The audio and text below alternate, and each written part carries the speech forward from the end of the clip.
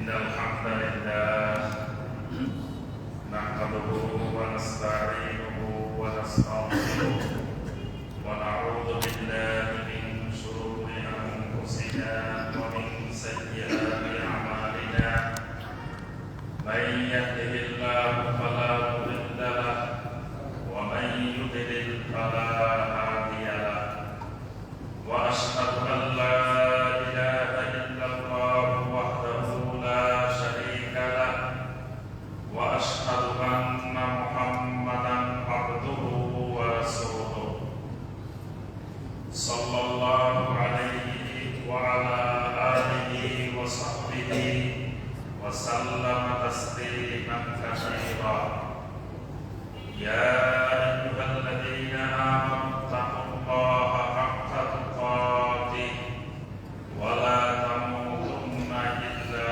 وأنتم مسلمون يا أيها الناس اتقوا ربكم الذي خلقكم من نفس واحدة وخلق منها زوجها وبث منهما رجالا كثيرا ونساء واتقوا الله الذي تساءلون به والأرحام إن الله كان عليكم رقيبا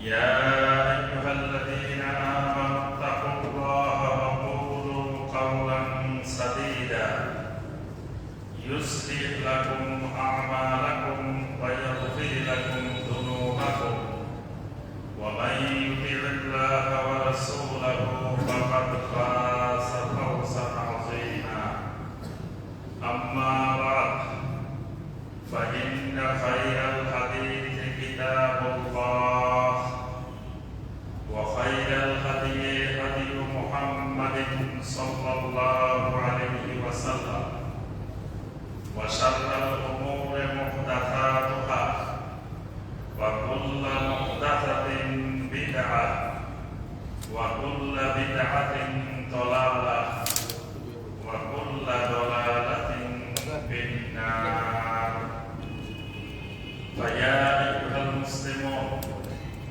أوصيكم ونفسي بتقوى الله عز وجل فإن الله سبحانه وتعالى أعد الجنة للمتقين كما يقول سبحانه وتعالى في كلامه المجيد وسارعوا إلى مغفرة من ربكم وجنة عرضها السماوات والأرض أعدت للمتقين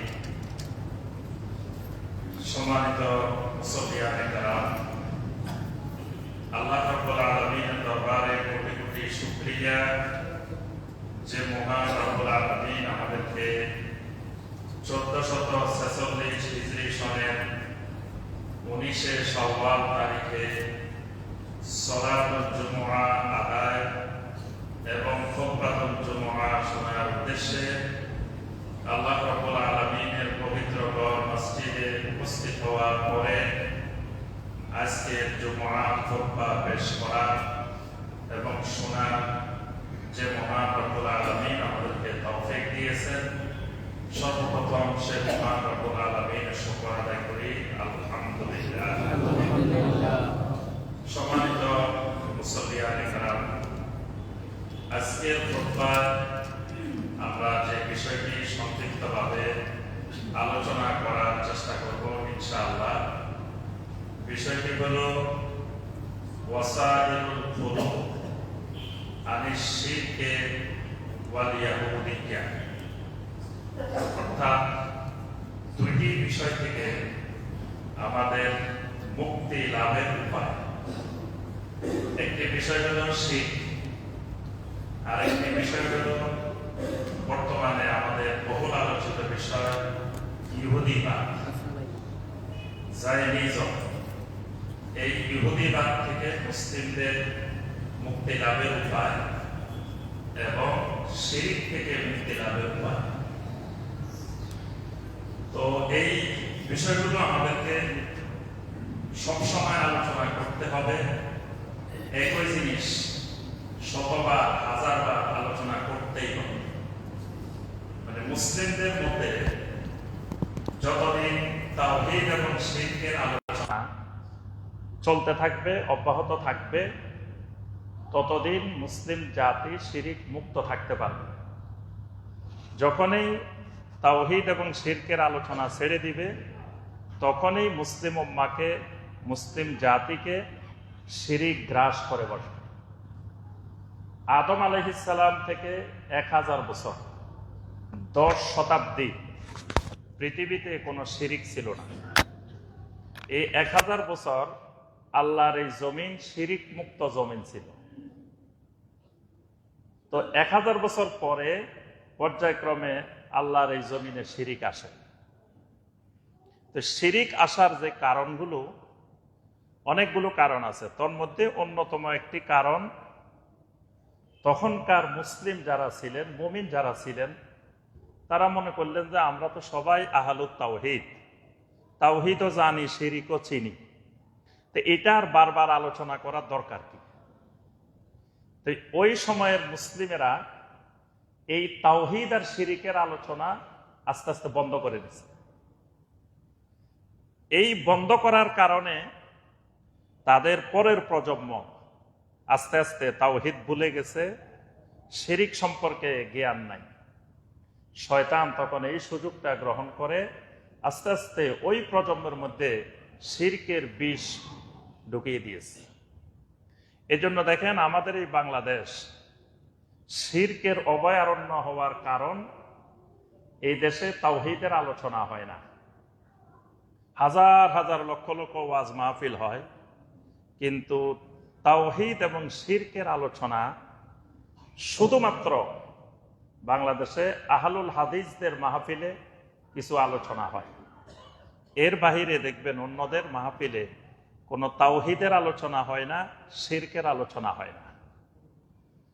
এই কারণে আহলুল হাদিসদের মাহফিলগুলোতে এই তাওহীদ শিরকের আলোচনা অব্যাহত থাকার কারণে বাংলাদেশে আহলুল হাদিসদের মধ্যে হয়তো বেনামাজি পাওয়া যেতে পারে বা অন্যান্য কবিরা গুনাহকারী পাওয়া যেতে পারে, কিন্তু শিরিককারী খুঁজে পাওয়া যাবে না। আহলুল হাদিস সম্পূর্ণরূপে শিরিক মুক্ত একটা কওম, শিরিক মুক্ত একটা আহাল। এর কারণ এদের মধ্যে বেশি বেশি তাওহীদ শিরিকের আলোচনা হয়। আর বাকিদের মধ্যে যখন তাওহীদ শিরিকের আলোচনা বন্ধ হয়ে গেছে, তখন দেখেন শিরিকের বিষ বাষ্প, শিরিকের প্রচার প্রসার এমন আকার ধারণ করছে, ওই শিরিকটাকে ইসলাম বানিয়ে ফেলছে। এজন্য এই আলোচনাগুলো অনেকের কাছে শুনতে মনে হয় যে কি বারবার এরা খালি তাওহীদ, খালি শিরিক, খালি তাওহীদ, খালি শিরিক, এর বাইরে মনে হয় এদের কোনো আলোচনার আর সাবজেক্ট নাই। অনেকে এরকম বলে যে যাই বলুক, এই বারবার বারবার খালি তাওহীদ আর শিরিক, এটার আলোচনা করতেই হবে। এবং আমাদের নেক্সট জেনারেশন, পরবর্তী প্রজন্মকে এগুলো একবারে মুখস্থ করাই দিতে হবে। বারবার তাদের সামনে তাওহীদ আর শিরিক, তাওহীদ আর শিরিক, এগুলার আলোচনা অব্যাহত রাখতে হবে। না হয় এখন আমরা শিরিক মুক্ত আছি আলহামদুলিল্লাহ, আরেক প্রজন্ম আবার শিরিকের গ্রাসে পড়ে যাবে। আমি কয়দিন আগে এক জায়গায় একটা প্রোগ্রামে গেছি, এই মাসেই, এই এপ্রিল মাসে, তো নাম বলবো না, একটা জায়গা, পুরাটা গ্রাম আহলে হাদিস, এক গ্রামের বাসিন্দা, পুরা গ্রামে আহলে হাদিস, একটা আহলে হাদিসের বাইরে কোনো ফ্যামিলি নাই। 130 ফ্যামিলি বসবাস করে, 130 ফ্যামিলি আহলে হাদিস, এবং কোনো অমুসলিমও নাই ওই গ্রামে। এরকম একটা গ্রাম। তা আমি জিজ্ঞেস করলাম, এই বছর তো আমাকে দাওয়াত দিচ্ছেন, গত বছর কাকে দাওয়াত দিচ্ছেন, এর আগের বছর কাকে দাওয়াত দিচ্ছেন? যাদের নাম বলছে, নাম বলবো না, আপনারা শুনলে অবাক হয়ে যাবেন। মানে দুনিয়ার শিরিককারী, বেদাতকারী বক্তাদেরকে দাওয়াত দিয়ে দিয়ে নিয়ে যায় আহলুল হাদিস। তা আমি তো বললাম যে আস্তাগফিরুল্লাহ, আপনারা এই কি কাজ করলেন? আপনারা এই সমস্ত আলেমদেরকে আপনারা দাওয়াত দেন, এদেরকে নিয়ে আসেন, তাহলে ওই পরের প্রজন্ম যে যখন এদের থেকে দিন শিখবে, এদের থেকে দিন বুঝবে, এক সময় আহলুল হাদিস হারিয়ে যাবে, এক সময় শিরকে ডুবে যাবে। তো এই জন্য এই আলোচনা বারবার বেশি বেশি করতে হবে। তা আসেন, আমরা সময় কম, দুইটা বিষয় আমাদের আলোচনা একেবারে সংক্ষেপে করতে হবে।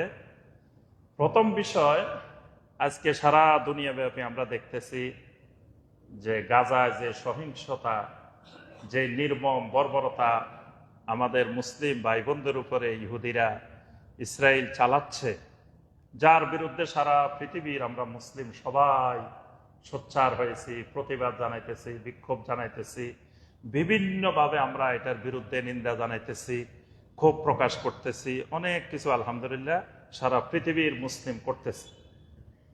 কিন্তু আসলে গোড়ার কথা কেউ বলতেছি না।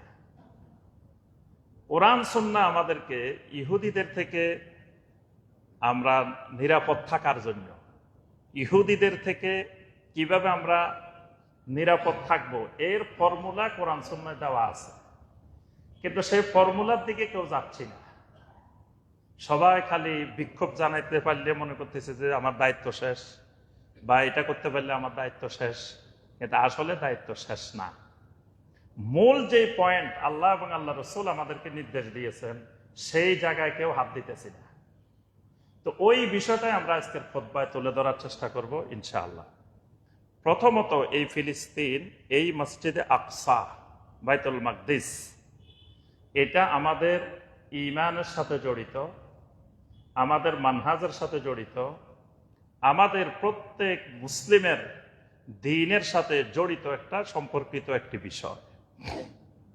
ফিলিস্তিনের ইতিহাস আদম আলাইহিস সালাম থেকে শুরু করে এই হাজার হাজার বছরের ইতিহাস।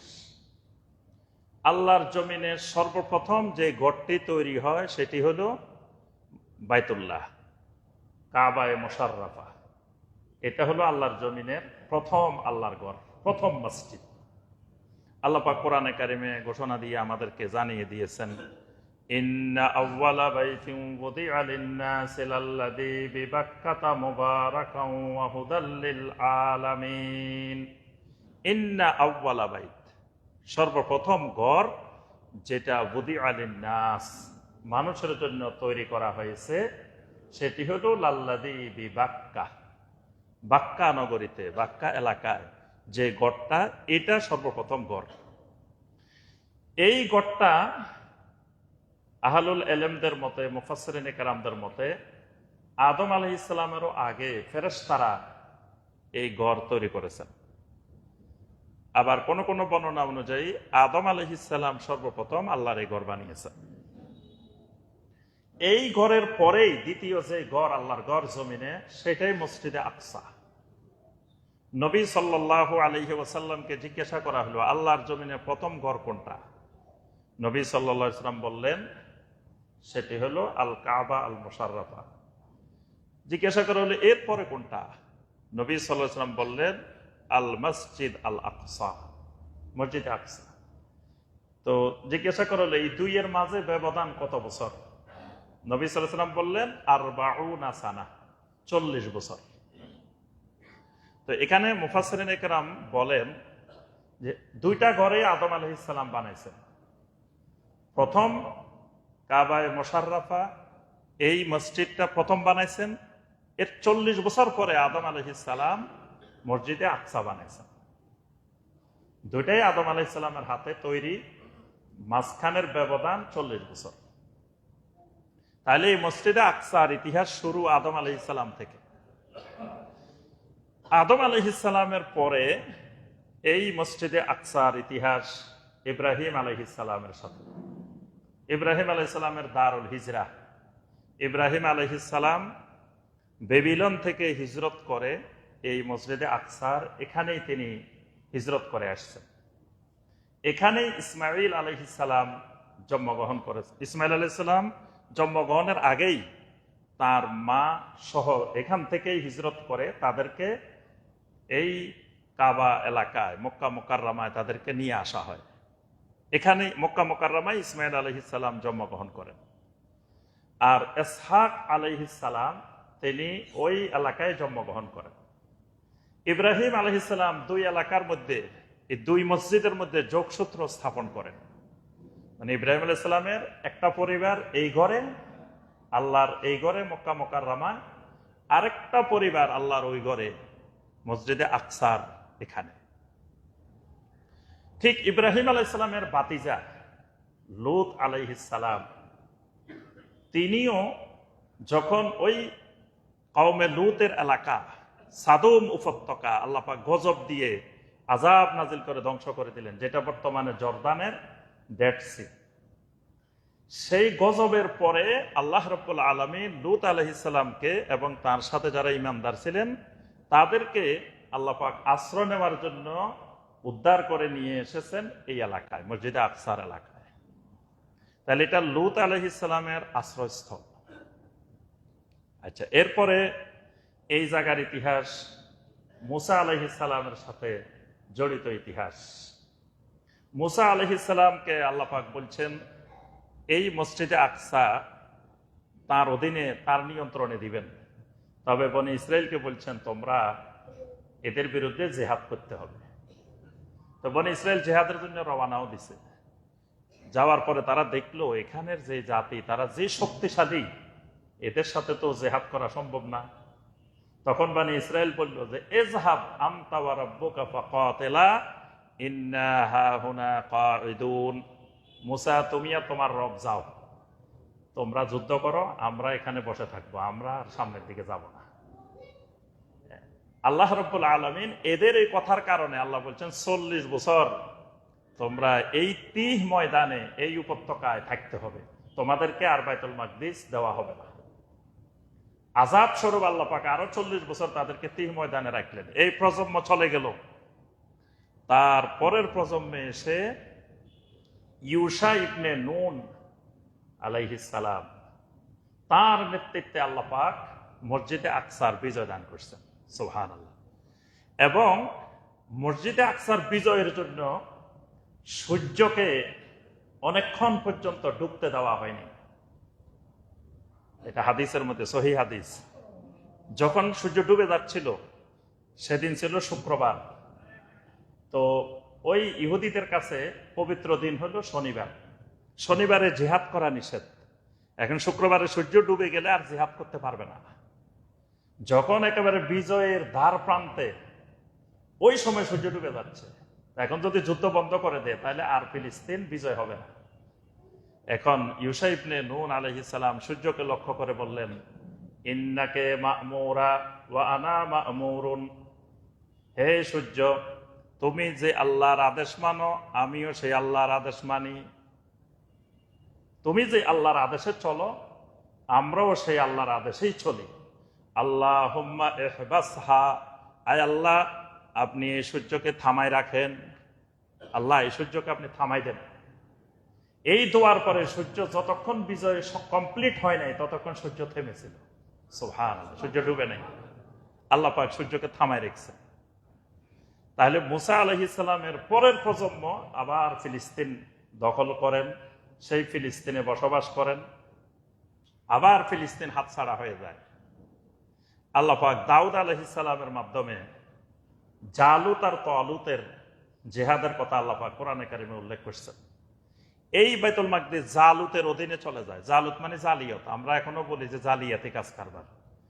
এই জালিয়াত জালুত থেকে, আল্লাহর জমিনের নাম করা জালিয়াত এই জালুত। তো তালুতের নেতৃত্বে আল্লাহ রাব্বুল আলামিন এই ফিলিস্তিন বিজয় দান করেন, মসজিদে আকসা বিজয় দান করেন। তালুত জিহাদ করতে করতে করতে করতে একজন সেনা প্রধান খুঁজতেছিলেন। তো সেই সেনা প্রধান হিসাবে দাউদ আলাইহিস সালামকে তিনি নির্ধারণ করলেন, বেছে নিলেন। আর দাউদ আলাইহিস সালাম এই জালুতের বিরুদ্ধে জিহাদ করে এই মসজিদে আকসাকে, ফিলিস্তিনকে বিজয় দান করেন। এই কারণে তালুত সহ ওই বনি ইসরাইল মিলে দাউদ আলাইহিস সালামকে তখন রাষ্ট্র ক্ষমতায় অধিষ্ঠিত করেন। তাহলে দাউদ আলাইহিস সালামের ইতিহাস। এরপর আমরা জানি সুলাইমান আলাইহিস সালামের ইতিহাস। সুলাইমান আলাইহিস সালাম জিনদেরকে দিয়ে এই মসজিদে আকসা আবার পুনর্নির্মাণ করেন, আবার সংস্কার করেন সুলাইমান আলাইহিস সালাম। এরপরে সুলাইমান আলাইহিস সালামের পরে আমরা জানি এখানে জাকারিয়া আলাইহিস সালামের ইতিহাস, মারিয়াম আলাইহিস সালামের ইতিহাস, ঈসা আলাইহিস সালামের ইতিহাস, অর্থাৎ আদম আলাইহিস সালাম থেকে শুরু করে ঈসা আলাইহিস সালাম পর্যন্ত প্রায় সমস্ত আম্বিয়া আলাইহিমুস সালামের সাথে এই জায়গার ইতিহাস জড়িত। ঠিক আমাদের রাসূল মুহাম্মদুর রাসূলুল্লাহ সাল্লাল্লাহু আলাইহি সাল্লামের সাথেও এই জায়গার ইতিহাস জড়িত। নবী সাল্লাল্লাহু আলাইহি সাল্লাম মেরাজের রাত্রে সরাসরি এই জায়গায় গিয়েছেন। আল্লাহ পাক নবী সাল্লাল্লাহু আলাইহি সাল্লামকে এই জায়গায় নিয়ে গেছেন, এই মসজিদে আকসা হয়ে মেরাজে গেছেন। নবী সাল্লাল্লাহু আলাইহি সাল্লাম সরাসরি মেরাজে যান নাই, প্রথমে গেছেন মিনাল মসজিদিল হারামে ইলাল মসজিদিল আকসা, আকসায় গেছেন, এখানে সালাত আদায় করেছেন। নবী সাল্লাল্লাহু আলাইহি সাল্লাম এখানে সর্বপ্রথম জিহাদ পরিচালনা করেছেন। সর্বপ্রথম মুতার যুদ্ধ, মুতার যুদ্ধ যে জায়গাটায় হয়, এই জায়গাটা মসজিদে আকসা থেকে মাত্র 150 কিলোমিটার দূরে। মসজিদে আকসা থেকে 150 কিলোমিটার দূরে এই মুতা, এই এলাকাটা, এখানেই মুতার যুদ্ধ হয়। এবং নবী সাল্লাল্লাহু আলাইহি সাল্লামের জীবনে এক ব্যতিক্রমী জিহাদ, প্রত্যেক জিহাদের সেনাপ্রধান একজন, এই জিহাদের সেনাপ্রধান ছিলেন 3 জন। নবী সাল্লাল্লাহু আলাইহি সাল্লাম বলে দিলেন এই মুতার যুদ্ধে প্রথম নেতৃত্ব দিবে যায়েদ ইবনে হারেসা, যায়েদ ইবনে হারেসার পরে নেতৃত্ব দিবে জাফর ইবনে আবি তালেব, এরপরে নেতৃত্ব দিবে আব্দুল্লাহ বিন রাওয়াহা, এরপরে আর নাম বলেন নাই। 3 জনের নাম বলছেন। একজন ইহুদি দৌড়াই এসে বলল যে 3 জনের নাম তোমাদেরকে রাসূল বলে দিয়েছেন 3 জন শহীদ হইবে, কারণ নবীরা যার নাম বলে দেন এই সবাই শহীদ হয়। তো এই 3 জন নেতাই শাহাদাতের জন্য তারা মুতার যুদ্ধে গিয়েছেন, নেতৃত্ব দিয়েছেন এবং 3 জনই শহীদ হয়েছেন। তারপরে খালিদ ইবনে ওয়ালিদ রাদিয়াল্লাহু তাআলা আনহুর নেতৃত্বে আল্লাহ রাব্বুল আলামিন এই মুতার যুদ্ধে বিজয় দান করেন। সুবহানাল্লাহ। কিন্তু মুতার যুদ্ধে বিজয় হইলেও মসজিদে আকসা নবী সাল্লাল্লাহু আলাইহি ওয়াসাল্লাম ওই খ্রিস্টানদের থেকে, নাসারাদের থেকে নবী সাল্লাল্লাহু আলাইহি ওয়াসাল্লাম উদ্ধার করতে পারেন নাই। এরপরে ইয়ারমুকের যুদ্ধ হয়। এরপরে ওমর রাদিয়াল্লাহু তাআলা আনহুর খেলাফত কালে আবু ওবায়দা ইবনুল জাররাহ রাদিয়াল্লাহু তাআলা আনহুর নেতৃত্বে আবার এই মসজিদে আকসা বিজয় হয়। এভাবে মসজিদে আকসা একবার পরাজিত হয়, একবার অমুসলিমদের দ্বারা দখল হয়, আবার আল্লাহ পাক বিজয় দেন, আবার দখল হয়, আবার বিজয় দেন। সর্বশেষ 1100 খ্রিস্টাব্দের কাছাকাছি সময় সালাউদ্দিন আইয়ুবী রাহিমাহুল্লাহর নেতৃত্বে আবার আল্লাহ রাব্বুল আলামিন ফিলিস্তিন বিজয় দান করেন। আবার পর্যায়ক্রমে এক সময় এই গত শতাব্দীতে 1948 সালে এই ইহুদিবাদী ইসরায়েল প্রতিষ্ঠিত হয়ে আজকে 76 বছর এই ইহুদিবাদী ইসরায়েলের চরম অত্যাচার, নির্যাতন, জুলুম, নিপীড়নের শিকার আমাদের মুসলিম ভাই এবং বোনেরা। এবং প্রতিদিন একবারে গড়ে মুসলিমদেরকে নির্মমভাবে হত্যা করতেছে সারা বিশ্ববাসীর সামনে, মানুষের সামনে, বিশ্বের কোটি কোটি মুসলিমের সামনে। কিন্তু আমাদের কিছুই করার নাই, আমরা খালি চেয়ে দেখতেছি আর দোয়া করতেছি। এখন আসি আমরা, এটা হলো সাধারণ একটা ধারাবাহিক ইতিহাস, সংক্ষেপে বললাম। এখন আসি, এটা কি কিয়ামত পর্যন্ত চলবে নাকি আল্লাহ পাক আমাদেরকে বিজয় দিবেন? বিজয় আল্লাহ রাব্বুল আলামিন দিবেন এবং ঈসা আলাইহিস সালাম আসলে এখানেই দাজ্জালকে হত্যা করা হবে। ঈসা আলাইহিস সালামের নেতৃত্বে এবং মাহদী যখন আসবেন তার নেতৃত্বে এই ফিলিস্তিন, এই এলাকা আমাদের দখলে অবশ্যই একদিন আসবে এবং আল্লাহ পাক চাইলে এখনো আসতে পারে। কখন আসবে সেটা আল্লাহ রাব্বুল আলামিনে ভালো জানে। এখন হলো আমাদের মূল করণীয় কি? খালি কি আমরা বিক্ষোভ, স্লোগান, মিছিল, মার্চ করলে, এগুলা করলেই কি আল্লাহ বিজয় দিয়ে দিবেন? আল্লাহ রাব্বুল আলামিন বিজয় দেওয়ার 1 নম্বর শর্ত যেটি দিয়েছেন সেটি হলো ইহুদিদের সমস্ত সংস্কৃতি, কালচার বর্জন করতে হবে। এইটা যতক্ষণ মুসলিম ছাড়তে পারবে না, ততক্ষণ আল্লাহ ইহুদিদের হাত থেকে মুসলিমদেরকে নাজাত দিবেন না। এবং কিয়ামত পর্যন্ত ইহুদিদের হাতে মুসলিমদেরকে আল্লাহ রাব্বুল আলামিন লাঞ্ছিত করবেন। এই ইহুদিদের থেকে মুক্তি লাভের মূল শর্ত যেটি, সেটি হলো ইহুদিদের কৃষ্টি, কালচার, সংস্কৃতি মুসলিমদেরকে ছাড়তে হবে। আল্লাহ পাক কোরআনে কারিমে সূরা আল বাকারার 120 নম্বর আয়াতে আল্লাহ পাক বলছেন, ওয়ালান তারদা আনকাল ইয়াহুদ ওয়ালান নাসারা হাত্তা তাত্তাবিআ মিল্লাতাহুম।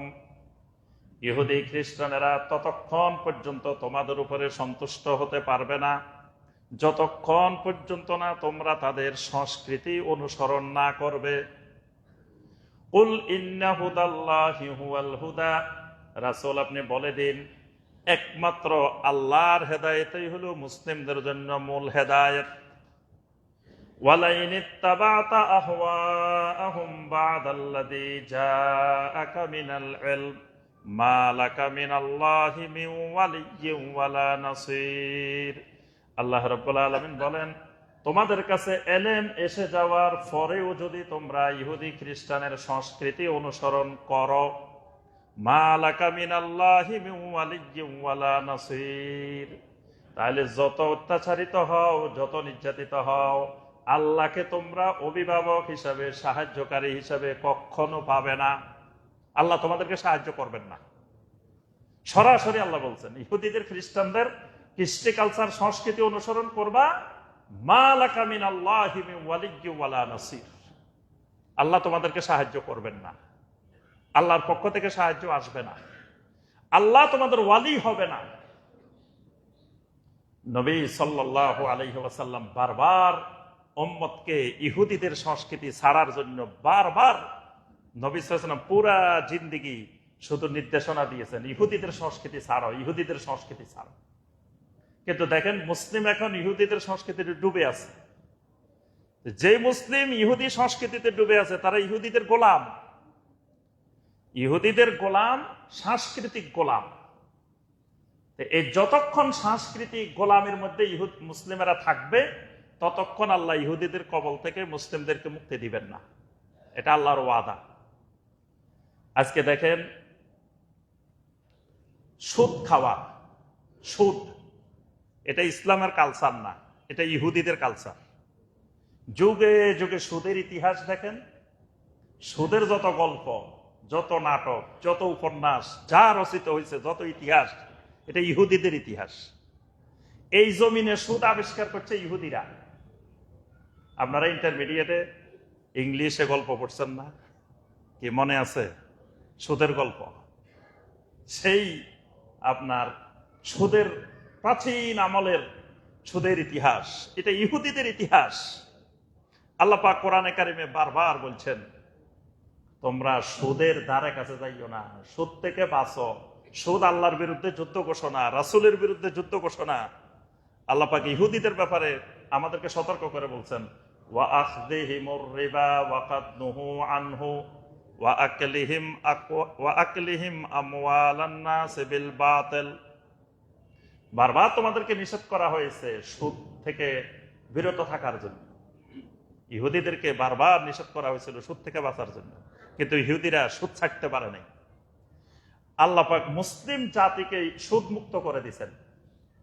এবং বিদায় হজের ভাষণে নবী সাল্লাল্লাহু আলাইহি ওয়াসাল্লাম বললেন, ইন্না রিবাল জাহিলিয়াতে তাহতা কাদামাইয়া মাউদুহ, সেই জাহিলিয়াতের সুদকে আমার পায়ের নিচে পিষে ফেললাম। তো রাসূলের উম্মতেরা, আশেকে রাসূলেরা ওই পায়ের নিচের থেকে আবার তুলে নিয়ে আসছে। যেই জাতি ইহুদিদের সুদ ছাড়তে পারে না, সেই জাতিকে আল্লাহ কিভাবে সাহায্য করবেন? সুদ ছাড়া যে জাতি চলতে পারে না। এবং একজন আরেকজনের বলেও, আজকের জামানায় কি সুদ ছাড়া চলা যায়? এই জাতি ইহুদিদের কবলে নির্যাতিত হওয়া ছাড়া এই জাতির বিকল্প কোনো রাস্তা নেই। কারণ সেই ইহুদির সুদ ছাড়তে পারে না। সুদ খাওয়া এটা ইহুদিদের রীতি, ইহুদিদের পদ্ধতি। তারপরে দেখেন, যেই জাতি 31শে আগস্ট আসলে হোটেল মোটেল কিছু খালি পাওয়া যায় না, 31 নাইট পালন করে। 31 নাইট কি মুসলমানের কালচার? এটা ইহুদি খ্রিস্টানদের কালচার। সেই কালচারে এই জাতি ডুবে গেছে। দাড়ি না রাখা এটা ইহুদিদের কালচার। সরাসরি হাদিসের মধ্যে আসছে। আল্লাহ রাসূল সাল্লাল্লাহু আলাইহি ওয়াসাল্লাম বলছেন, নবী সাল্লাল্লাহু আলাইহি ওয়াসাল্লাম বলেন, কুসু আতানিনাকুম ওয়া ওয়াফিরু সিবালাকুম ওয়া খালিফু আহলাল কিতাব। নবী সাল্লাল্লাহু আলাইহি ওয়াসাল্লাম বলেন, তোমরা আহলে কিতাবদের বিরোধিতা করো, ইহুদিদের বিরোধিতা করো। কিভাবে বিরোধিতা করবা?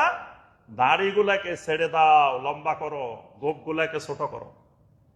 এটা ইহুদিদের বিপরীত, খ্রিস্টানদের বিপরীত। ইহুদিরা দাড়ি ছোট করে আর গোপকে বড় করে। তোমরা এটার বিরোধিতা করো। এখন মুসলমান দেখবেন দাড়ি নেই, এটা তো ইহুদিদের অভ্যাস, ইহুদিদের কালচার। তারপরে দেখেন প্রত্যেক পরিবারে পরিবারে বার্থডে পালন করে, ম্যারেজ ডে পালন করে, পয়লা বৈশাখ পালন করে। তো এই জাতিকে আল্লাহ কেন সহযোগিতা করবে? যেই জাতি নিজেদের কালচার, নিজেদের সংস্কৃতি ভুলে ইহুদি খ্রিস্টানের কালচারে ডুবে থাকে। যে জাতির সন্তানেরা সিডা প্যান্ট পরে পরে ঘুরে, দেখবেন সিডা প্যান্ট পরে মুসলমানের ছেলে ঘুরে, হাফ প্যান্ট পরে ঘুরে। মনে হয় যে অভাবের কারণে প্যান্ট কিনতে পারতেছে না। আসলে ওই সিডা প্যান্টের দাম আরো বেশি। কেন সিডা প্যান্ট? ওই ইহুদিরা খ্রিস্টানেরা সিডা প্যান্ট পরে, এটা তার কাছে খুব ভালো লাগে। ইহুদি খ্রিস্টানেরা হাফ প্যান্ট পরে, এটা তার কাছে অনেক ভালো লাগে। মুসলিম মহিলা ইহুদি খ্রিস্টানের মতো কাপড় চোপড় পর্দা ছাড়া হাঁটতে খুব পছন্দ করে। তারপরে মুসলিম মহিলা, তার কাছে বিজাতীয় চ্যানেল খুব ভালো লাগে। তারপরে দেখবেন দুনিয়ার বিভিন্ন ধরনের বিজাতীয় কৃষ্টি কালচার মুসলিমদেরকে গ্রাস করে ফেলছে। অথচ নবী সাল্লাল্লাহু আলাইহি ওয়াসাল্লাম ছোট ছোট বিষয়েও ইহুদিদের সংস্কৃতি থেকে দূরে থাকার নির্দেশ দিয়েছেন। নবী সাল্লাল্লাহু আলাইহি ওয়াসাল্লাম শনিবার রবিবার সিয়াম পালন করতেন। আম্মা জান উম্মে সালামা রাদিয়াল্লাহু তাআলা আনহা বলেন, কানা রাসূলুল্লাহ সাল্লাল্লাহু আলাইহি ওয়াসাল্লাম আকসারা সাওমিহি ইয়াউমাস সাবতি ওয়াল আহাদ। নবী সাল্লাল্লাহু আলাইহি ওয়াসাল্লামকে আমরা দেখতে পেলাম শনিবার রবিবার রোজা রাখেন, সিয়াম পালন করেন। আমরা জিজ্ঞাসা করলাম, ইয়া রাসূলুল্লাহ সাল্লাল্লাহু আলাইহি ওয়াসাল্লাম, শনিবার রবিবার কেন সিয়াম পালন করেন আপনি? বেশি বেশি দেখতেছি। নবী সাল্লাল্লাহু আলাইহি ওয়াসাল্লাম বলেন, হুমা ইয়াউমা ঈদিল মুশরিকিন ওয়া উহিব্বু আন উখালিফাহুম। শনিবার ইহুদিদের ঈদের দিন, রবিবার খ্রিস্টানদের ঈদের দিন। আমি নবী ওই দুই দিন সিয়াম পালন করে তাদের মুখালাফাত করি, তাদের বিরোধিতা করি। তাদের ঈদের দিন, এজন্য আমি সিয়াম পালন করি। এক সাহাবী ফিতবর্ণের মুআসফার, মুআসফার মানে যে গেরুয়া কালার, গেরুয়া কালার চিনেন তো? এই গেরুয়া কালার, ওই যে বৌদ্ধ ভিক্ষুরা দেখবেন একটা কাপড় পরে, এই কালার। আব্দুল্লাহ বিন আমর বলেন, আমি একদিন এরকম একটা দুটা কাপড় পরে আসলাম, আলাইয়া সাওবাইনে মুআসফারাইন, এই কালারের দুটা জামা পরে আসছে। আল্লাহ রাসূল সাল্লাল্লাহু আলাইহি ওয়াসাল্লাম আমাকে দেখা মাত্র বলে উঠলেন, ইন্না হাযিহি মিন সিয়াবিল কুফফার ফালা তালবাসহা। খবরদার, তুমি যে রঙের পোশাক পরছো এটা কাফেরদের পোশাক। ফালা তালবাসহা, খবরদার এই পোশাক তুমি আর পরিও না। খালি রঙে মিলে গেছে, রং, ডিজাইন মিলে নাই, খালি রং। রং মিলার কারণেও নবী সাল্লাল্লাহু আলাইহি ওয়াসাল্লাম বলছেন, খবরদার এটা কাফেরের পোশাক, এটা পরিও না। নবী সাল্লাল্লাহু আলাইহি ওয়াসাল্লাম নিষেধ করলেন, লা তুসাল্লিমু তাসলিমাল ইয়াহুদ ওয়ান নাসারা। খবরদার ইহুদি নাসারারা যেভাবে সালাম দেয় এইভাবে সালাম দিবা না। বা ইন্না তাসলিমাহুম বিল আকুফি ওয়ার রুউস ওয়াল ইশারা। ইহুদি নাসারারা আঙ্গুলের ইশারায় সালাম দেয়, ইহুদি খ্রিস্টানেরা হাতের ইশারায়, হাতের তালুর ইশারায় সালাম দেয়, ইহুদি খ্রিস্টানেরা মাথা ঝুঁকায় সালাম দেয়। তোমরা এই পদ্ধতিতে সালাম দিবা না। এখন দেখবেন ইহুদিদের মতো মুসলমানেরা সালাম দেয়, সালাম আলাইকুম। ইহুদিদের পদ্ধতি। ইহুদিরা নবী সাল্লাল্লাহু আলাইহি ওয়াসাল্লামকে বলতো সালাম আলাইকুম, সালাম আলাইকুম মানে আপনার ধ্বংস হোক। এখন মুসলমান ওই ইহুদিদের সালাম অনুকরণ করে। এই জন্য নবী সাল্লাল্লাহু আলাইহি ওয়াসাল্লাম বলছেন, এমন একটা সময় আসবে আমার উম্মতের মধ্যে ইহুদি খ্রিস্টানদেরকে এমন ভাবে লাতাত্তাবিউন্না তাবাকান আন তাবাকিন হাজওয়ান না'ল বিন না'ল, জুতার এক ফিতা যেমন আরেক ফিতা একই রকম থাকে, আমার উম্মত ইহুদিদেরকে এমন ভাবে অনুসরণ করা শুরু করবে যেমন জুতার এক ফিতা আরেক ফিতার মতো। আজকে ইহুদিদের অনুসরণ ছাড়া মুসলমানের কাছে ভালো লাগে না। ইহুদি কালচার, আমিন বললে ইহুদির গা জ্বলে। আজকে আমিন জোরে শুনলে মুসলমানের গা জ্বলে। দেখবেন কত মসজিদে, আমি এ পর্যন্ত মনে হয় 40-50 মসজিদে দেখছি এই নামাজের মধ্যে কোন একজন মুসল্লি আমিন কইছে, ইমাম সাহেব সালাম ফেরানোর সাথে সাথে তেলে বেগুনে জ্বলে উঠছে। এটা তো ইহুদির অভ্যাস। আমিন বললে তো ইহুদির গা জ্বলে, আজকে দেখা যায় মুসলমানের গা জ্বলে। ইহুদিকে কিভাবে অনুসরণ করা হয় দেখেন। তারপরে দেখেন ইহুদিদের অভ্যাস মুসলিমদের ঘর, আল্লাহর ঘর বিনষ্ট করা, আল্লাহর ঘরে আক্রমণ করা। আজকে এই দেশে মুসলিম সংখ্যাগরিষ্ঠ দেশে বিভিন্ন জায়গায় জায়গায় আহলে হাদিস মসজিদ ভাঙ্গা হচ্ছে। তো এটা তো ইহুদিদের চেয়ে আরো নিকৃষ্ট কাজ। ইহুদিরা ফিলিস্তিনের মসজিদে হাত দিতেছে না, খালি ওখানে সালাত আদায় করতে বাধা দেয়, ওটা নিয়ন্ত্রণে বাধা দেয়। আমরা তাদের বিরুদ্ধে জিহাদ করার জন্য প্রস্তুত হয়ে গেছি। আর যে মুসলমান আল্লাহর ঘরে হাত দেয়, আল্লাহর ঘর ভাঙ্গি ফেলায়, আবার দিব্যি আরামে ফেসবুকে স্ট্যাটাসও দেয়, মানে সে বড় বীর, আল্লাহর ঘর ভাঙতে পারছে, এই জন্য সে বড় মুজাহিদ, সে বড় বীর। এটা তো ইহুদিদের চেয়ে আরো জঘন্য কাজ। আল্লাহ পাক কোরআনে কারিমে সূরা আল বাকারার 114 নম্বর আয়াতে বলছেন, ওয়ামান আযলামু মিম্মান মানাআ মাসাজিদাল্লাহি আন ইউযকারা ফীহা ইসমুহু ওয়া সাআ ফী খারাবিহা। ওই লোকের চেয়ে বড় জালেম আর কেউ হতে পারে যে আল্লাহর মসজিদে মানুষকে সালাত আদায় করতে বাধা দেয় এবং আল্লাহর ঘর নষ্ট করার জন্য এগিয়ে আসে, আল্লাহর ঘর ধ্বংস করার জন্য এগিয়ে আসে। তারা আজ পর্যন্ত পৃথিবীর কোনো আলেম বা বাংলাদেশের কোনো আলেমকে ফতোয়া দিছে যে আলে হাদিসদের মসজিদ এটা মসজিদ না, এই কথা আজ পর্যন্ত পৃথিবীর কেউ বলে নাই। মানে আলে হাদিস বিরোধী হলেও কেউ বলে নাই আজ পর্যন্ত যে আলে হাদিসদের মসজিদ এগুলো আল্লাহর ঘর না, এই কথা আজ পর্যন্ত পৃথিবীতে কেউ বলে নাই। তাহলে সবার ঐক্যমতে এটা আল্লাহর মসজিদ, আল্লাহর ঘর। তাহলে একজন মুসলিম কেমন করে সেই ঘরের উপরে হাত দিতে পারে? এই মুসলিম তো ইহুদিদের চেয়ে জঘন্য। ইহুদিদের সংস্কৃতি ইউহাররিফুনাল কালিমা আম মাওয়াদিহি। ইহুদিরা কি করত? আল্লাহর কালামকে বিকৃতি করত। আজকে মুসলিমেরা আল্লাহর কালামকে বিকৃতি করে। আল্লাহর কালাম দিয়ে ঈদে মিলাদুন নবীর দলিল দেয়, আল্লাহর কালাম দিয়ে তাবিজের দলিল দেয়, আল্লাহর কালাম দিয়ে তাবিজ লেখে, শিরিকের কাজ করে। এটা তো ইহুদিদের চেয়ে আরো আগানো। অর্থাৎ পুরা মুসলিম জাতিটা ইহুদি কৃষ্টি কালচারে, সংস্কৃতিতে ডুবে গেছে। এজন্য আল্লাহর পক্ষ থেকে আমাদের উপরে আযাব ও গজব। আল্লাহকে আমরা সাহায্যকারী পাচ্ছি না। তাহলে মূল কথা, প্রথম কথা যে এই ইহুদিবাদ এবং সমস্ত, খালি ইহুদিবাদ না, সমস্ত কুফফার মুশরিকিনদের কবল থেকে বর্তমানে আমরা মুসলিমেরা বলতে গেলে সব দেশে পরাধীন, মুশরিকদের কাছে পরাধীন সব জায়গায়। এই মুশরিকদের পরাধীনতা থেকে, গোলামি থেকে মুক্তি পাওয়ার একমাত্র উপায় মুশরিকদের, বিজাতিদের সমস্ত কৃষ্টি কালচার সংস্কৃতি ছাড়তে হবে। এটা ছাড়ার আগে আল্লাহ আমাদেরকে সহযোগিতা করবেন না। আল্লাহ পাক আমাদের সবাইকে তৌফিক দান করুন। দ্বিতীয় বিষয় যেটা আমাদেরকে আলোচনার বিষয় খুতবার, সেটা হলো শিরিক মুক্ত থাকার উপায়। আলহামদুলিল্লাহ আমরা শিরিক সম্পর্কে কম বেশি সবাই জানি। শিরিক এত ভয়াবহ জিনিস, এটা আমাদের ঈমানকে ধ্বংস করে, এটা ইসলামকে ধ্বংস করে, এটা আমাদের আমলকে ধ্বংস করে, এটা আমাদের মধ্যে ফিতরাতের নূরকে নিভিয়ে দেয়, এটা আমাদেরকে স্থায়ীভাবে জাহান্নামী বানায়। অর্থাৎ শিরিকের মতো জঘন্য অপরাধ, জুলমে আজিম আল্লাহর জমিনে দ্বিতীয় আর কোনোটা নাই।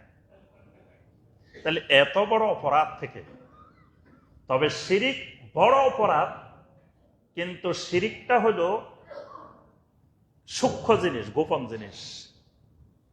এটা বোঝা বা চিনা এটা একটু জটিল। এজন্য একজন সালাফ সবসময় বলতেন যে শিরিকটা হলো অন্ধকার রাত্রিতে, অমাবস্যার রাত্রিতে একটা কালো পাথরের পাহাড়ের মধ্যে লুকিয়ে থাকা একটা কালো সাপ। রাত্রি অন্ধকার, তারপরে পাহাড়ের পাথরগুলো কুচকুচে কালো, সাপটার রঙও কালো। এই সাপ খুঁজে পাওয়া, এই সাপ দেখা, এই সাপ থেকে সতর্ক হওয়া, এটা সবচাইতে কঠিন কাজ। কারণ অন্ধকার রাত, দেখা যাচ্ছে না, আবার পাথরের রঙও কালো, সাপের রঙও কালো, তাহলে আমি চিনবো কেমনে, বুঝবো কেমনে? এই জন্য দেখবেন বড় আলেম, অনেক এলেম, কিন্তু শিরিক চিনে না, শিরিক চিনতে পারে না। কারণ শিরিক এত গোপন জিনিস, এত সূক্ষ্ম জিনিস, এটাকে চিনা বোঝা আল্লাহ রাব্বুল আলামিন কারো প্রতি রহম না করলে তার পক্ষে শিরিক মুক্ত ঈমান গড়া সম্ভব না। তো আমরা কয়েকটা পয়েন্ট সংক্ষেপে অল্প সময় বলবো, শুধু পয়েন্টগুলা। এই জিনিসগুলো সামনে রাখলে আল্লাহ রাব্বুল আলামিন আমাদেরকে শিরিক মুক্ত ঈমান নিয়ে কবরে যাওয়ার আল্লাহ পাক তৌফিক দিবেন ইনশাআল্লাহ। 1 নম্বর, আল্লাহ রাব্বুল আলামিনের কাছে শয়তানের চক্রান্ত থেকে পানা চাইতে হবে। মানে শিরিক থেকে মুক্ত থাকার জন্য আল্লাহর কাছে সব সময় দোয়া করতে হবে, চাইতে হবে। আল্লাহ যদি রহম না করেন, আল্লাহ যদি না চান, তাহলে আপনি আমি হাজার চেষ্টা করলেও শিরিক মুক্ত থাকা সম্ভব হবে না। এই জন্য নবী সাল্লাল্লাহু আলাইহি ওয়াসাল্লাম আমাদেরকে দোয়া শিখাইছেন শিরিক থেকে মুক্ত থাকার জন্য। আল্লাহুম্মা ইন্নী আউযু বিকা আন উশরিকা বিকা ওয়া আনা আ'লাম ওয়া আস্তাগফিরুকা লিমা লা আ'লাম।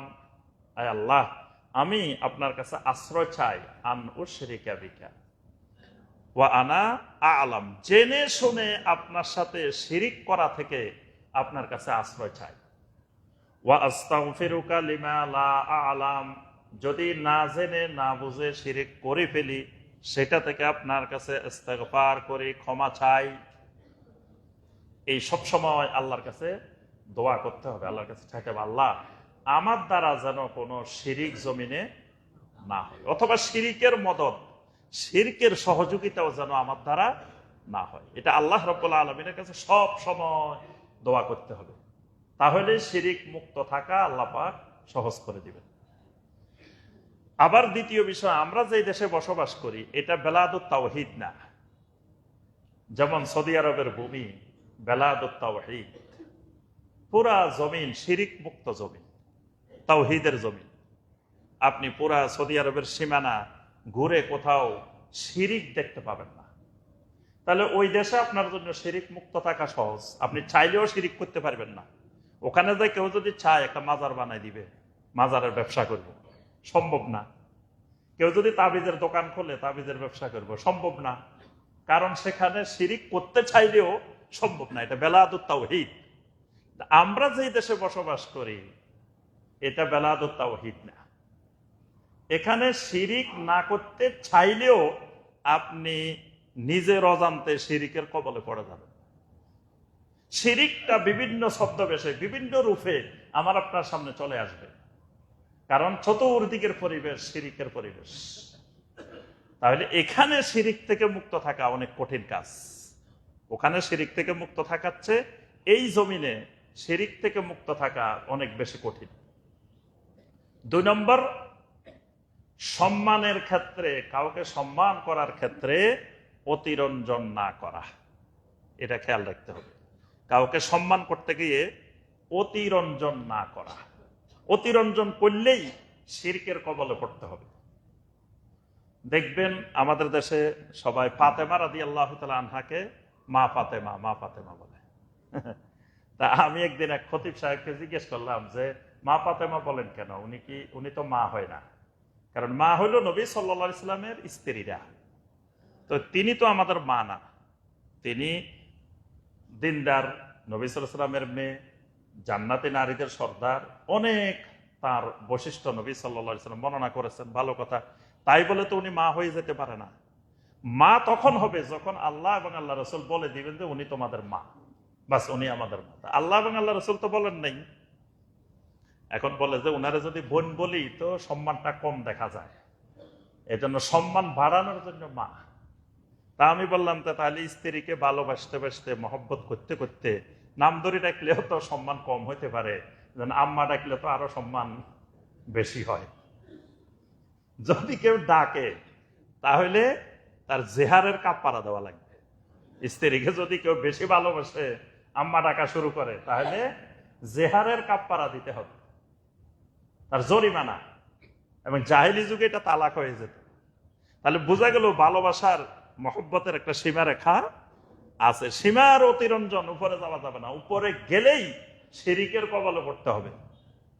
যেমন ধরেন আরবের মুশরিকেরা আল্লাহকে পাওয়ার জন্য তারা ধরে নিছে যে আল্লাহকে পাইতে হইলে সরাসরি পাওয়া যাবে না, আল্লাহকে পাইতে গেলে সরাসরি পাওয়া যাবে না। কি করতে হবে? একজন মধ্যস্থতাকারীর মাধ্যমে আল্লাহর কাছে যাওয়া লাগবে। যেমন দুনিয়াতে বড় নেতার কাছে বড় জায়গায় যাইতে গেলে সরাসরি যাওয়া যায় না, মধ্যস্থতাকারী ধরে যাওয়া লাগে। তা আল্লাহর কাছে যাইতে গেলেও সরাসরি যাওয়া যাবে না। তাহলে কি লাগবে? তাহলে অলিয়া উলিয়াদের লাগবে, বুজুর্গদের লাগবে, পীর সাহেব লাগবে। এই জন্য তারা যখন কোনো ব্যক্তি, বড় কোনো দিনদার মানুষ মারা গেছে, তার মূর্তি বানাইছে, মূর্তি বানাই তার মাধ্যমে তারা আল্লাহকে পাওয়ার চেষ্টা করছে। তাদের উদ্দেশ্য ভালো, তারা আল্লাহকে পাওয়ার জন্য শিরিক করছে, আল্লাহকে পাওয়ার জন্য মূর্তি পূজা করছে। মূর্তি পূজা কিন্তু কোনো খারাপ উদ্দেশ্যে করে নাই, উদ্দেশ্য হলো আল্লাহকে পাওয়া। তাদেরকে যখন নবী সাল্লাল্লাহু আলাইহি ওয়াসাল্লাম জিজ্ঞাসা করছেন, তোমরা এদের ইবাদত করো কেন, এদের মূর্তি ইবাদত করো কেন, পূজা করো কেন, তখন তারা উত্তর দিছে সূরা জুমারের ৩ নম্বর আয়াত। তারা বলছে, ওয়াল্লাযীনা ইত্তাখাযু মিন দুনিহি আউলিয়া মা না'বুদুহুম ইল্লা লিয়ুকাররিবুনা ইলাল্লাহি যুলফা। আমরা তো এদের ইবাদত করি এই জন্যই যে এরা আমাদেরকে আল্লাহর মুকাররাবিন বানাই দিবে, নিকটবর্তী বানাই দিবে। তাহলে তাদের উদ্দেশ্য কত ভালো, আল্লাহকে পাওয়ার জন্য মূর্তি ধরছে, আল্লাহকে পাওয়ার জন্য শিরিকের আশ্রয় নিছে, আল্লাহ সুবহানাহু ওয়া তাআলাকে পাওয়ার জন্য। তাহলে বোঝা গেল এরা এদেরকে সম্মান করার ক্ষেত্রে ঘুলু করে ফেলছে, অতিরঞ্জন করে ফেলছে। নূহ আলাইহিস সালামের যুগে শিরিকের সূচনা দিনদার মানুষদেরকে সম্মান করতে গিয়ে অতিরঞ্জন করে ফেলছে। সূরা নূহের ২৩ নম্বর আয়াত। আল্লাহ পাক এখানে নূহ আলাইহিস সালামের যুগের ৫ জন সালেহীনের নাম বলছেন। ওয়াকালু লা তাযারুন্না আলিহাতাকুম ওয়ালা তাযারুন্না ওয়াদ্দাও ওয়ালা সুওয়াআ ওয়ালা ইয়াগুসা ওয়া ইয়াউকা ওয়া নাসরা। ওয়াদ, সুওয়া, ইয়াগুস, ইয়াউক, নাসর, এই ৫ জনে ছিলেন আল্লাহর সালেহীন বান্দা, দিনদার বান্দা। কিন্তু এদেরকে এরা সম্মান করতে করতে করতে করতে এক সময় এদের ইবাদত শুরু করে দিচ্ছে, সম্মানের অতিরঞ্জন।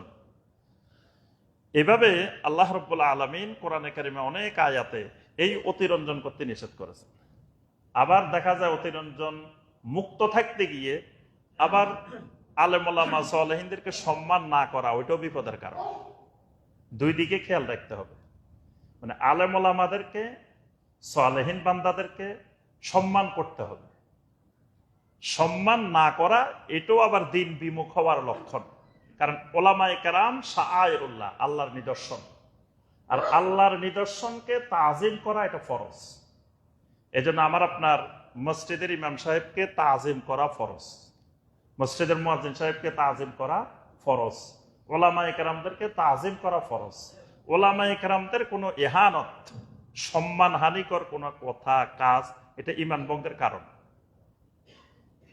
কিন্তু মানে সম্মান করতে হবে, সম্মান ফরজ, কিন্তু সম্মানের একটা কি আছে, মাত্রা আছে। মাত্রার উপরে যাওয়া যাবে না, মাত্রার উপরে গেলে শিরিক। ঈসা আলাইহিস সালামকে খ্রিস্টানেরা ভালোবাসতে বাসতে বাসতে বাসতে চিন্তা করতেছে ঈসা আলাইহিস সালামকে একটা পোস্ট দেওয়া দরকার। তো কোন পোস্টটা দিলে হয়? তো কোনো পোস্ট খুঁজে পায় না। লাস্টে ঠিক করছে যে আল্লাহর ছেলে বানাই একটা পোস্ট দিলে তাইলে মোটামুটি সম্মানটা বেড়ে যায়। তো তারা শেষে বলল যে ওয়াকালাতিন নাসারাল মাসীহু ইবনুল্লাহ, ঈসা আল্লাহর ছেলে। শিরিকের কবলে পড়ে গেছে। ঠিক একইভাবে নবী সাল্লাল্লাহু আলাইহি ওয়াসাল্লামের উম্মতেরা আল্লাহ রাসূলের সম্মান বাড়ানোর জন্য বসছে, যে আল্লাহ রাসূলের সম্মানটা কেমনে বাড়ানো যায়। আমরাও মাটির তৈরি, রাসূলও যদি মাটির তৈরি বলি তো সম্মান কমে যায় না? তাহলে তো সমান হয়ে যায়। তাহলে কি করতে হবে? এবার তারা ঠিক করে নিল তাহলে রাসূল নূরের তৈরি। নাউযুবিল্লাহ। এই রাসূলকে সম্মান করতে যায়, সম্মান বাড়াইতে যায়, শিরিকের কবলে পড়ে গেছে। নবী সাল্লাল্লাহু আলাইহি ওয়াসাল্লামকে নূরের তৈরি বানাইছে। তারপরে নবী সাল্লাল্লাহু আলাইহি ওয়াসাল্লামকে সম্মান বাড়াইতে বাড়াইতে নবী সাল্লাল্লাহু আলাইহি ওয়াসাল্লামকে আলেমুল গায়েব বানাইছে, হাজির নাজির বানাইছে।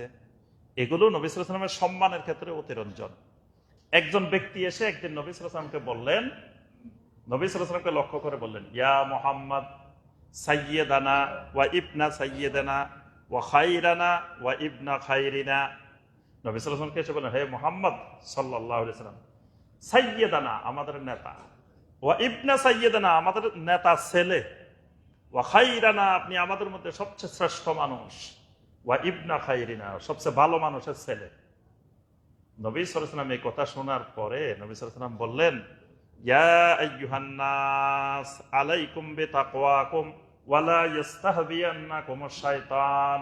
ও মানুষেরা, খবরদার, আমাকে সম্মান করার ক্ষেত্রে তোমাদের তাকওয়া থাকা উচিত। শয়তান যেন তোমাদেরকে কোনোদিন বিভ্রান্ত করতে না পারে। ইন্নামা আনা মুহাম্মদ বিন আব্দুল্লাহ, আমি হলাম মুহাম্মদ বিন আব্দুল্লাহ, আব্দুল্লাহ ওয়া রাসূলুহু, আল্লাহর গোলাম এবং তার রাসূল। ওয়াল্লাহি লা উহিব্বু আন তারফাউনি ফাওকা মানজিলাতি আল্লাতী আনজালানি আল্লাহু আযজা ওয়া জাল।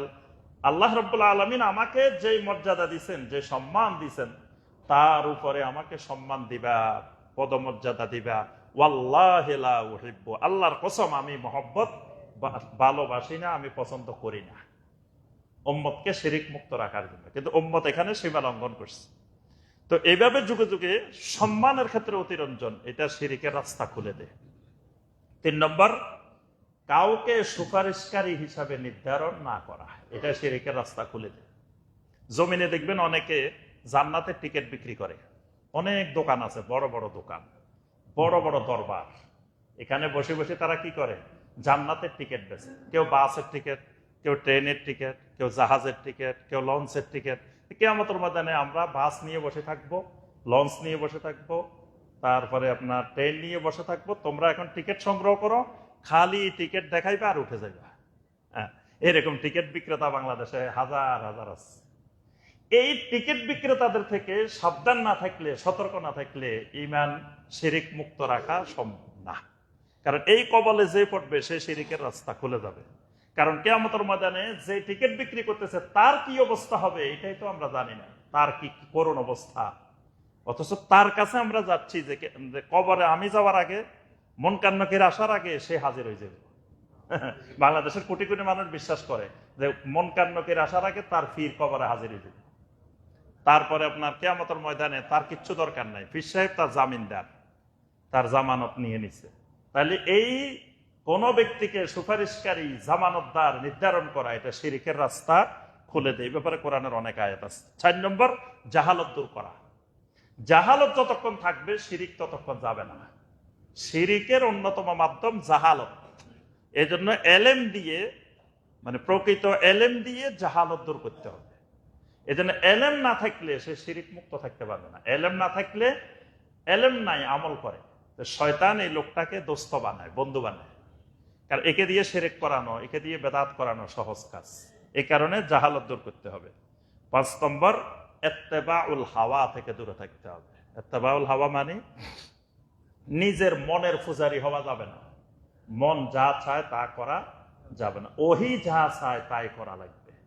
এজন্য জান্নাতে যাওয়ার শর্ত দিয়েছেন আল্লাহ পাক, ওয়া আম্মা মান খাফা মাকামা রাব্বিহি ওয়া নাহান নাফসা আনিল হাওয়া ফা ইন্নাল জান্নাতা হিয়াল মাওয়া। এখানে ওয়া নাহান নাফসা আনিল হাওয়া, হাওয়া থেকে দূরে থাকলে জান্নাত ঠিকানা হবে, হাওয়া থাকলে জান্নাতে যাওয়া যাবে না। 6 নম্বর, অন্ধ অনুকরণ ছাড়তে হবে। অন্ধ অনুকরণ, কোন ব্যক্তির একেবারে অন্ধ অনুসারী হয়ে যাওয়া যাবে না, এটা শিরিক বেদাতের রাস্তা খুলে দিবে। 7 নম্বর, অহংকার পরিহার করা। অহংকারের কারণে শিরিক কবলে নিমজ্জিত হয়। 8 নম্বর, আল্লাহকে মাখলুকের উপরে কিয়াস করা যাবে না। যখন মাখলুক দিয়ে আল্লাহকে চিন্তা করবে তখনই শিরিকের রাস্তা খুলে যাবে। দেখবেন যত শিরিক আছে এটার মূল কারণ মানুষ আল্লাহকে মাখলুকের উপরে কিয়াস করে। যেমন ধরেন রাসূলকে হাজির নাজির বলতেছে, সব জায়গায় রাসূল হাজির আছে। কেন হাজির আছে? তো তারা দলিল দিচ্ছে যে কলকাতা হাইকোর্টে এক হত্যা মামলার 3 জন সাক্ষী আসছে। একজন সাক্ষীকে জিজ্ঞেস করতেছে, এই মিয়া তুমি হত্যাকাণ্ড এটা হয়েছে দেখছো? কয় না, আমি দেখিও নাই শুনিও নাই। যা, তোমার সাক্ষী বাতিল। আরেকজন আসছে, তুমি দেখছো? কয় শুনছি তবে দেখি নেই, তোমার সাক্ষীও বাতিল। আরেকজন আসছে, কয় না আমি হত্যাকাণ্ড যেখানে হয়েছে আমি দেখছি শুনছি, দুটাই। ঠিক আছে, তোমার সাক্ষী গ্রহণযোগ্য। তো আল্লাহ রাসূল সাল্লাল্লাহু আলাইহি ওয়াসাল্লাম কিয়ামতের ময়দানে আমাদের জন্য সাক্ষী দিবেন। রাসূল যদি এখানে না থাকেন, না দেখেন, সাক্ষী কেমনে দিবেন? তাইলে এই যে শিরিকের সূচনা, আল্লাহকে, আল্লাহর আদালতকে কলকাতার হাইকোর্ট বানায় ফেলছে। আল্লাহর আদালতকে ঢাকা সুপ্রিম কোর্ট হাইকোর্ট বানাই ফেলছে, হাইকোর্টের বেঞ্চ বানাই ফেলছে। এটা আল্লাহকে মাখলুকের উপরে কেয়াস করা, এটা শিরকের রাস্তা খুলে দেয়।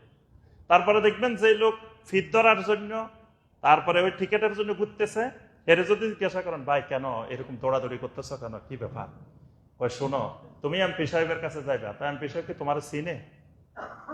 এই গ্রামে সবারই চিনে না, দুই একজনের চিনে। তা এমপি সাহেবের কাছে যাইতে হলে তাকে নিয়ে তো যাওয়া লাগবে, তাহলে না এমপি সাহেব তোমার কাজটা করে দিবে। তো তুমি আল্লাহর কাছে যাইবা, সরাসরি চলে যাবে, আল্লাহ তোমার চিনে? যারে চিনে তার মাধ্যমে যাওয়া লাগবে। এই দেখেন আল্লাহকে মাখলুকের উপরে কেয়াস করে ফেলছে, এটা শিরকের রাস্তা খুলে দেয়। এই কারণে কোন অবস্থায় আল্লাহর বিচার, আল্লাহর হিসাব, আল্লাহর কার্যক্রমকে মাখলুকের উপরে কেয়াস করার কোনো সুযোগ নাই। তাহলে এই বিশেষ করে এই পয়েন্টগুলো আমরা খেয়াল রাখলে শিরিক মুক্ত ঈমান আমল আল্লাহ পাক সহজ করে দিবেন। আল্লাহ রাব্বুল আলামিন আমাদের সবাইকে শিরিক মুক্ত ঈমান ও আমল করার তৌফিক দান করুন। আকুলু কাওলি হাযা ওয়া আস্তাগফিরুল্লাহ লি ওয়া লাকুম ফাস্তাগফিরুহু ইন্নাহু হুয়াত তাওয়াবুর রাহিম।